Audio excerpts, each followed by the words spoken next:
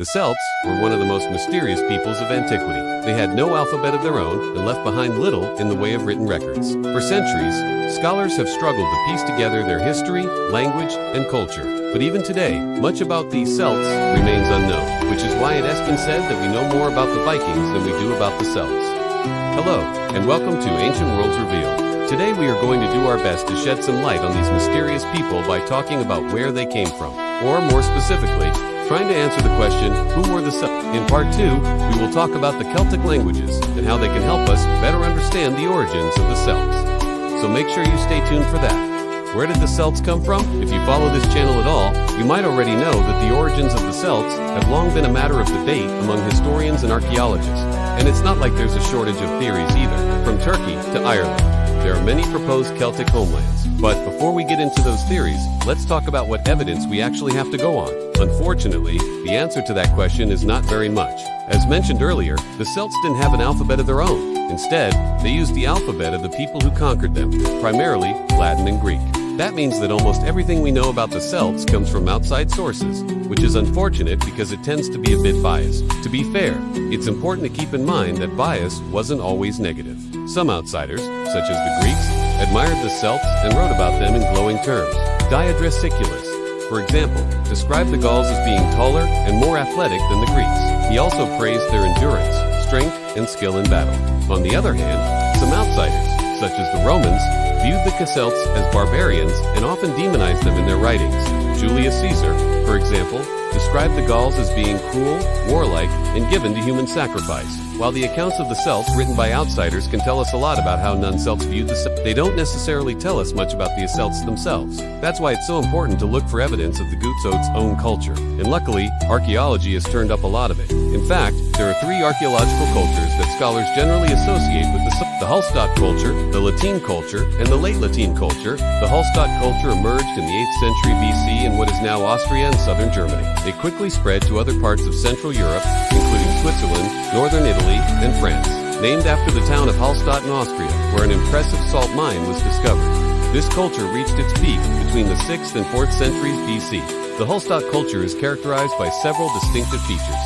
One of the most notable is the use of a distinctive style of art and craftsmanship. Hallstatt artists were skilled metalworkers and produced some exquisite pieces, including intricate Celtic braids, decorated cauldrons and torques, which are large neck collars made from a single piece of metal. They also produced a distinctive type of shield that had a round boss or knob in the middle, surrounded by a series of concentric circles. Another distinctive feature of the Hallstatt culture was their burial practices. The Hallstatt people buried their dead in elaborate stone tombs, often in the shape of a mound or a circle. These tombs were sometimes furnished with weapons, jewelry, and other grave goods. One of the most famous Hallstatt burials is that of chieftains whose tomb was filled with over 1,300 artifacts, including 300 weapons. This suggests that the Hallstatt people were wealthy and had a taste for luxury.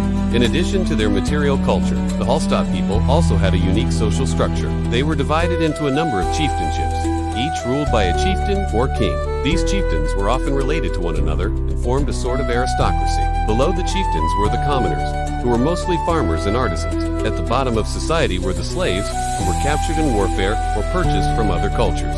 Now it is important to note that while we refer to the people of the Hallstatt culture as Celts, not everyone associated with the culture would have identified as Celtic. In fact, they probably wouldn't have thought of themselves as Celts at all. The term Celtic is a modern construct that we use to describe a group of people who share a common culture and language. The people of the Hallstatt culture likely refer to themselves by the name of their local group or chief. So when did the Celts start calling themselves Celts? Well, that brings us to the next archaeological culture associated with the Celts, the La Tène culture. The La Tène culture emerged in the late 5th century BC in what is now Switzerland and southern Germany. It quickly spread to other parts of Europe, including France, Britain, Ireland, and northern Italy. Named after the town of La Tène in Switzerland, where an extensive collection of artifacts was found, this culture lasted until the 1st century BC. Like the Hallstatt culture, the La Tène culture is characterized by several distinctive features. One of the most notable is the use of a new style of art and craftsmanship. The La Tène artists were skilled metalworkers and produced some exquisite pieces, including decorated helmets, swords, and shields. They also produced a distinctive type of brooch that was used to fasten cloaks and other garments. Another distinctive feature of the La Tène culture was their settlement patterns. The La Tène people lived in a variety of settlements, including hilltop forts, coastal settlements, and riverine settlements. These settlements were usually fortified and defended by a wall or a ditch. The La Tène people were also skilled farmers and kept domesticated animals such as cattle, pigs, and sheep. They grew crops such as wheat, barley, and oats. Once again, like with the Hallstatt culture, the Celts weren't the only people in Europe during the La Tène period. In fact, the La Tène culture was contemporary with the early Roman and Greek cultures. As a result, the La Tène people interacted frequently with these other cultures, both peacefully and violently. The La Tène people raided Roman and Greek settlements and traded with them as well. In fact, the La Tène people were responsible for spreading the use of iron throughout Europe. They also played a role in the spread of literacy, as many of the artifacts found in La Tène settlements are inscribed with Roman and Greek letters. It was during the La Tène period that the Celts began to be written about more frequently by outsiders. And it is through these writings that we learned that the Celts referred to themselves as Keltoi or Quelt. Interestingly, the word Keltoi seems to have originated in the Balkans, possibly in present-day Serbia. According to Greek historian Pausanias, the Celts migrated to Central Europe in the 6th century BC, bringing with them their language and culture. Today, scholars debate whether or not the Celts truly originated in the Balkans, or whether they simply passed through the region on their way to Central Europe. Either way, by the 4th century BC, the Celts had arrived in Central Europe and would soon become known as the Hallstatt culture. From there, they would develop into the La Tène culture before eventually disappearing from the historical record.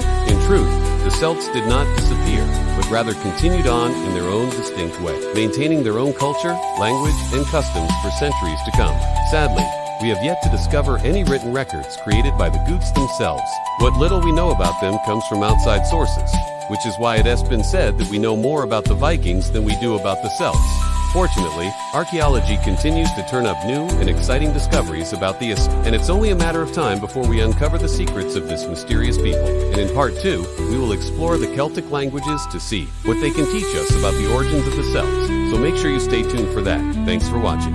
If you liked this video, please leave a like and subscribe if you want to see more videos like this. And as always, thanks for watching Paleologic.